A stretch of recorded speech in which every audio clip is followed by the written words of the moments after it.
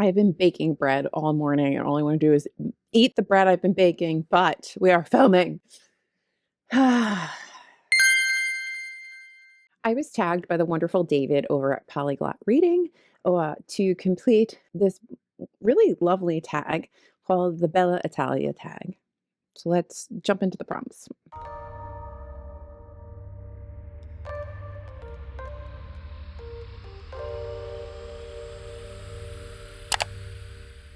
Hello, book friends. Welcome back to the channel. Hello if you're new, it's Alyssa. As you already know, we're going to be doing a book tag today. Nice, easy content. And this is a fun little book tag that was created by Daniela from Uncommon Reader and Emily over at the Linguist Library. And you know I love Emily. And I was very happy to be tagged, like I said, by David over at Polyglot Reading. If you're not following him, please give him a little follow. He is a very interesting fella. Reads some interesting stuff, creates content in different languages. Honestly, I'm always awed by anybody who can speak multiple languages. I can't. I try. I can curse in several different languages, and that's about it. But I have a really hard time with languages in general. And obviously that gets harder the older you get. But anyway, we all have their things that we are good at, and that's not why we are here. We are here to talk about the Bella Italia tag. Now, is this a tag about Italian literature? Not unless you want it to be, but it is a tag that Daniela and Emily created sort of to get us out of the dreary winter months by thinking about beautiful Italy and warm, sunny Tuscan countrysides, etc., etc. So the prompts take us through different places in Italy and help us travel our shelves in that context. And I really like it as a little way to look at the books on our shelves. So let's stop rambling because I have focaccia proofing and about ready to go in the oven. Okay, it's bread day. Shame me. We're going to start with All Roads Lead to Rome, a historical novel. I have been reading a lot of historical novels lately, and I don't know why. Well, I do know why. It was part of that reading challenge I was doing, but I'm going to go back to a classic. I've talked about it several times on the channel. It needs another, I guess, insert into book recommendations, and that is The Eighth Life by Nino Haratischivili. Forgive me, I do not know how to say this author's name. Maybe I can find someone saying it or the author themselves saying it and insert it because I am a horrible bookshelver who cannot say people's names. By Nino Haratischivili. Please remember that I'm really bad at languages. My mouth does not want to make the sounds. But anyway, what the heck is this chunker of a book? I think at the time that I read this, this was the biggest book I've ever read. It sits at 930 something pages, 33 pages. I don't know if it's still the longest book I've ever read. I'll have to look. But anyway. So this is an epic family saga, which is not something I normally like. And it's by a Georgian author, and it spans 8 generations of a Georgian family through the 20th century. It's the Joshi family, or however you say Jashi correctly, if you are Georgian. And we begin in the 1900s with a chocolatier who creates this really special chocolate recipe, like hot chocolate recipe that brings both pleasure and doom to those who drink it. So there's this little like element of not quite magical realism, but like fantasticalness throughout with this hot chocolate. But anyway, it traces the family's experience through the Russian Revolution, World War II, Soviet era, post-Soviet era, and it looks at themes of love, loss, and politics. It is a beautiful capsule of Georgian history, like this chunk of Georgian history. And the summaries do like note it as magical realism, but I feel like that's giving this like thread of the hot chocolate a little too much weight. But we look at things like family legacy, fate and free will, the intersection of like personal history and political history. It is beautifully done. The final scenes, I mean, I listened to this predominantly on audiobook, and like I was like gripping my steering wheel with just anxiety for what was going to happen at the end of this story.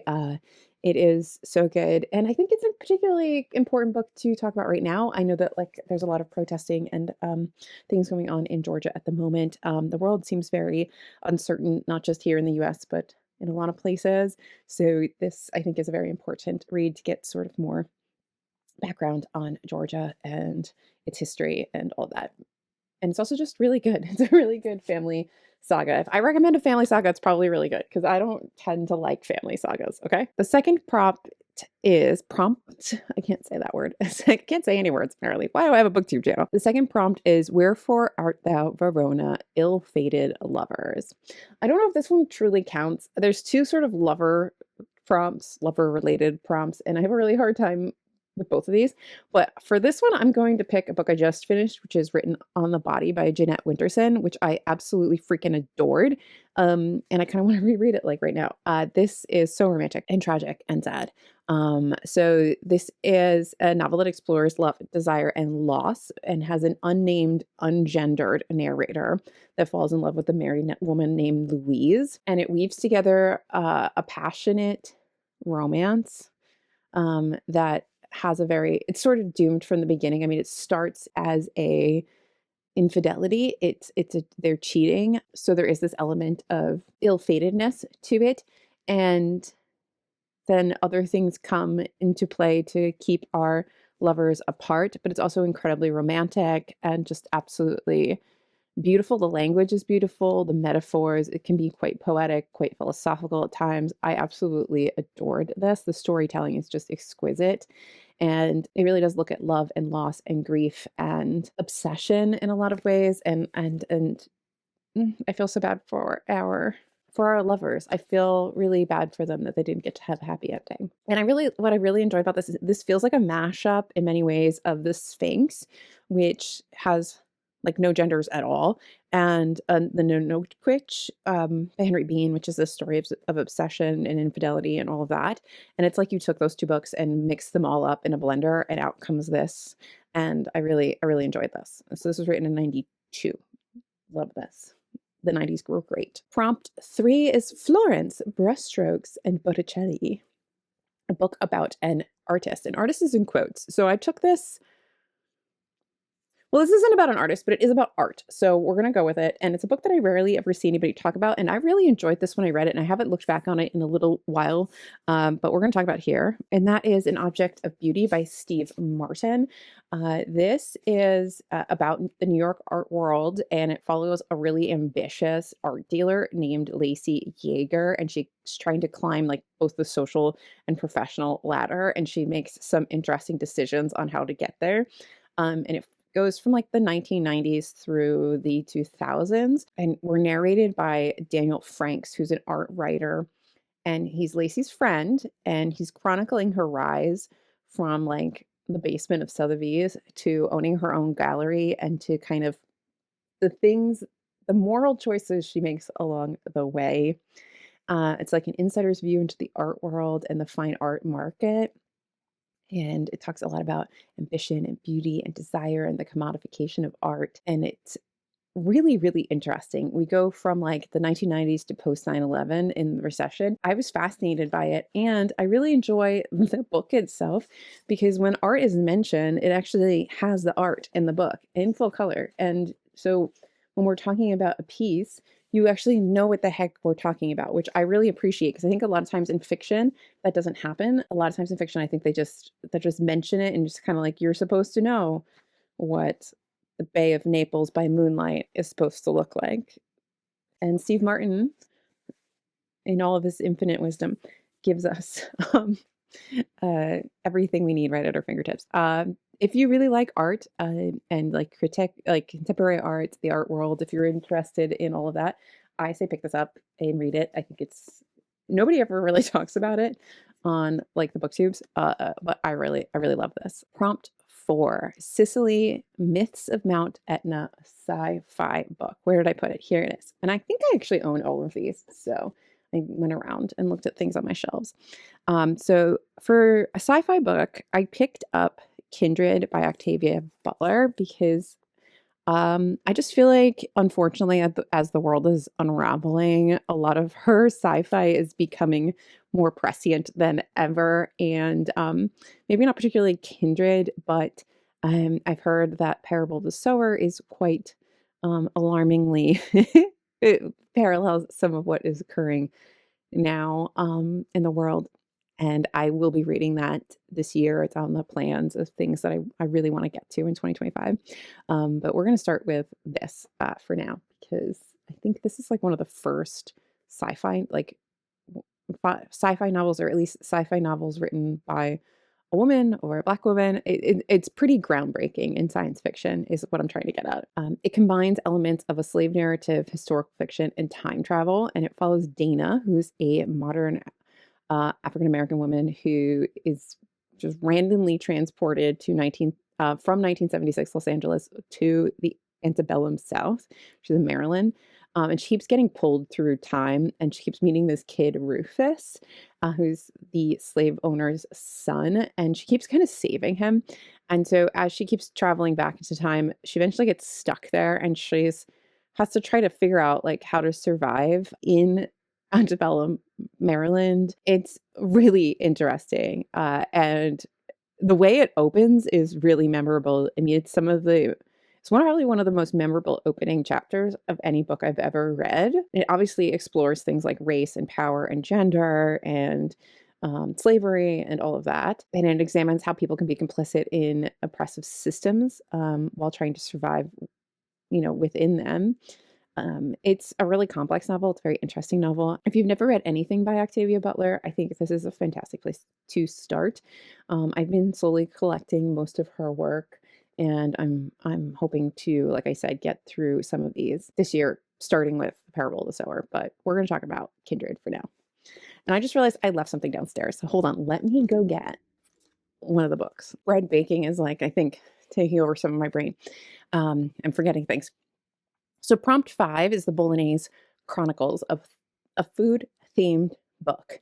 So at first I was going to be very literal about this, and I pulled out one of my favorite cookbooks that I got from my grandmother's collection of books when she passed, and that is From 4 and 20 Blackbirds to Basic Apple, It's Easy as Pie by Susan G. Purdy. And I highly recommend this. If you really like pie, I really like making pie. I'm going to try not to say the word pie 1,000 times.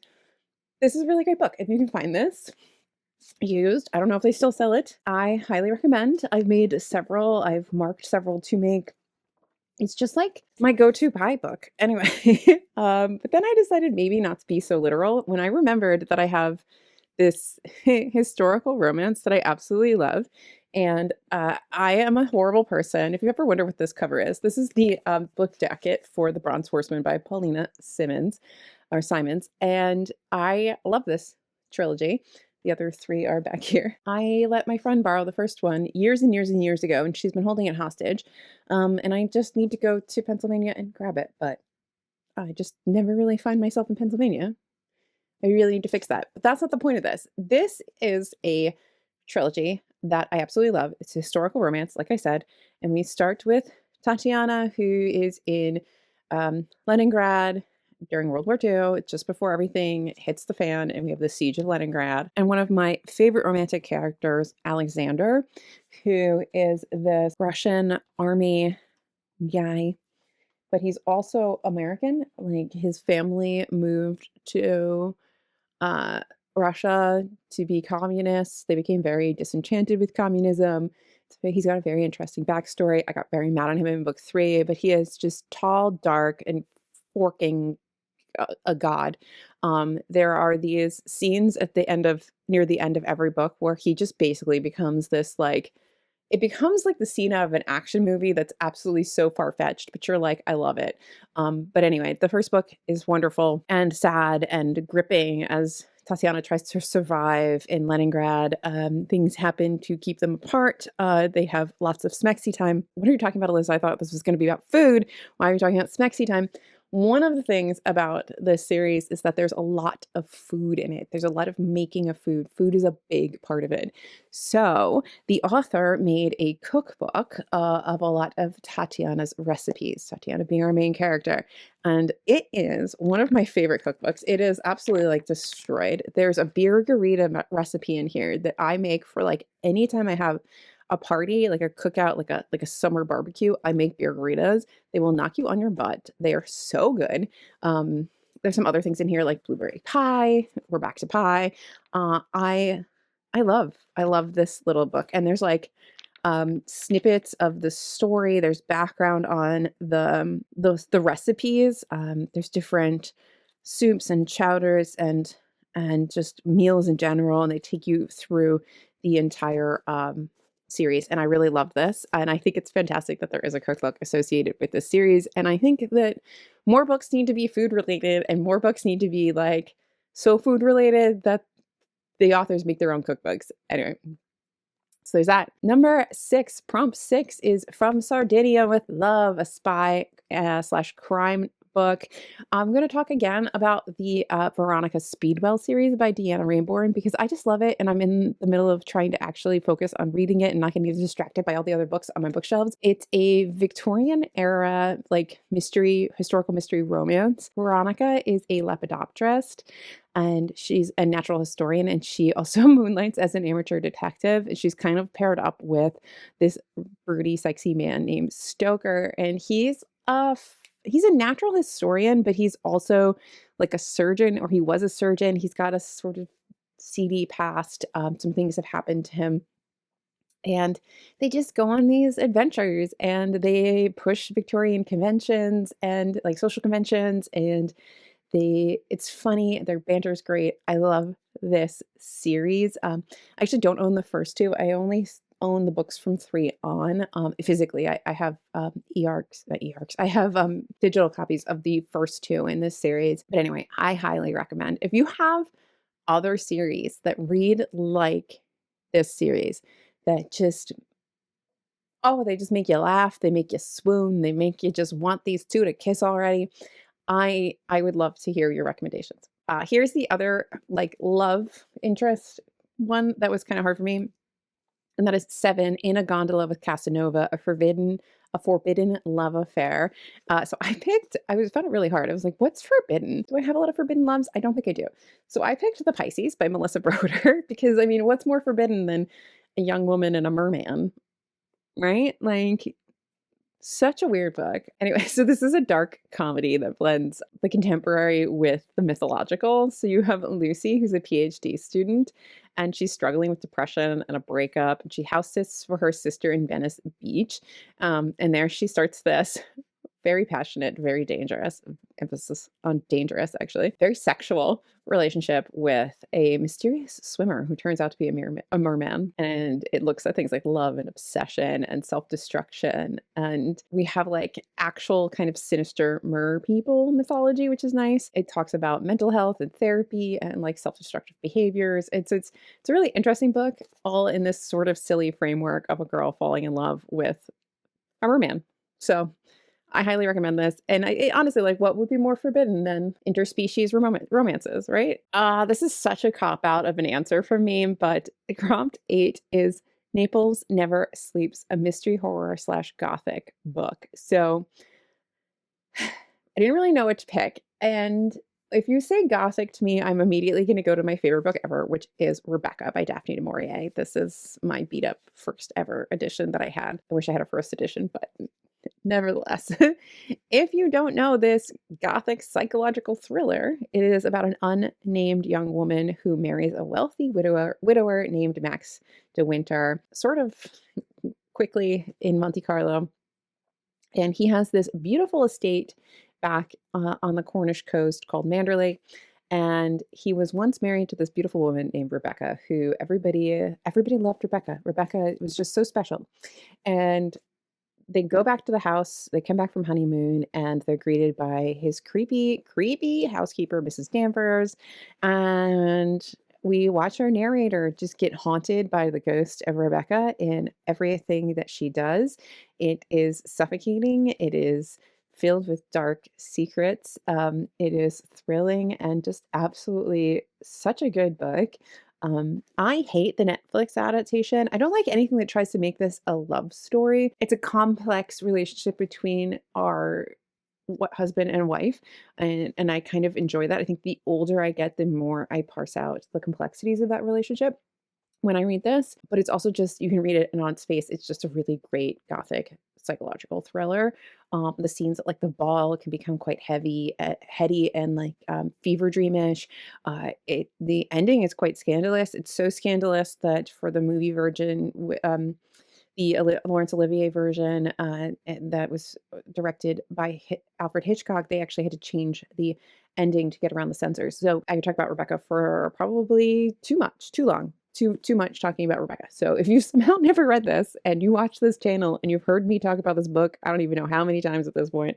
What are you doing? Read it. Prompt 9 was a little difficult for me because it's not something that I really read a lot of. So I feel like my pool was very small to choose from. And that prompt 9 is Tales of Torino La Magica, short stories and folklore. So I picked something I read at the beginning of the year, and that was She's Always Hungry by Eliza Clark. It's my second Eliza Clark. It's her third thing to be published.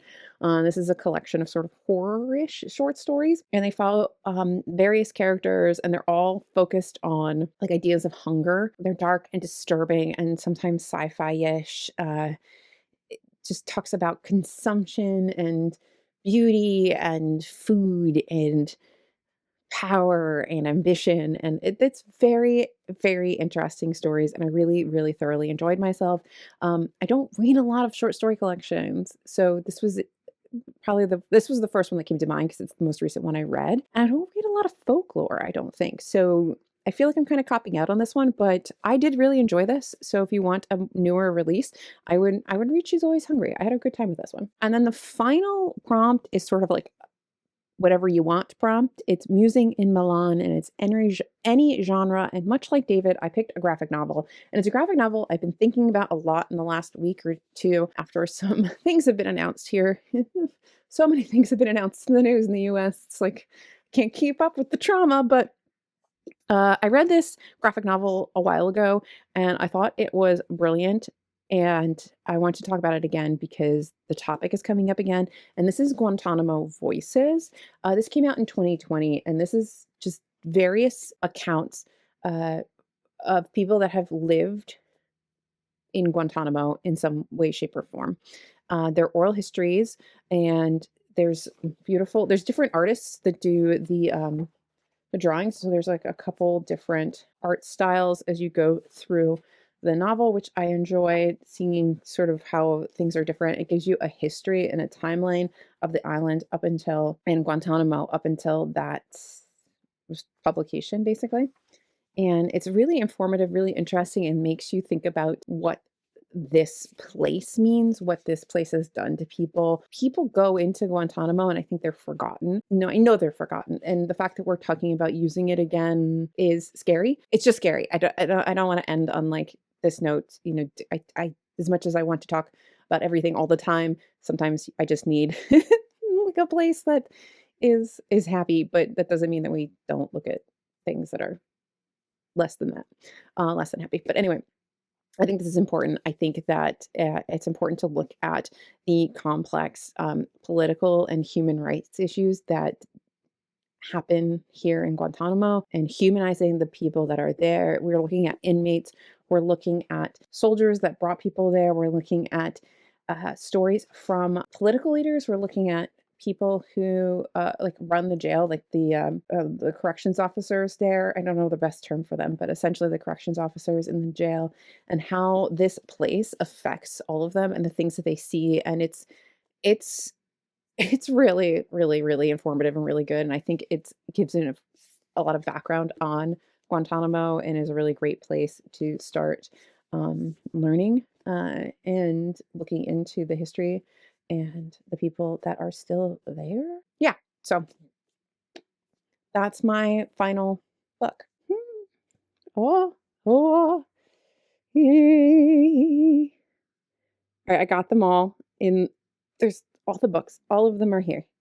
Okay, these are all gonna fall. These are all gonna fall. Anyway, so that's the book prompt. I will tag some people down below should you want to do this tag. Feel free to do it. I think it's just a nice way to look at our shelves, and it made me think about some things I haven't thought about in a while, which is always nice. If you've read any of these books, I'd love to know your thoughts on them as always. Otherwise, thank you guys for watching. Like and subscribe, and I'll see you in my next video, whatever it may be, because it's my channel and I can do whatever I want. Bye.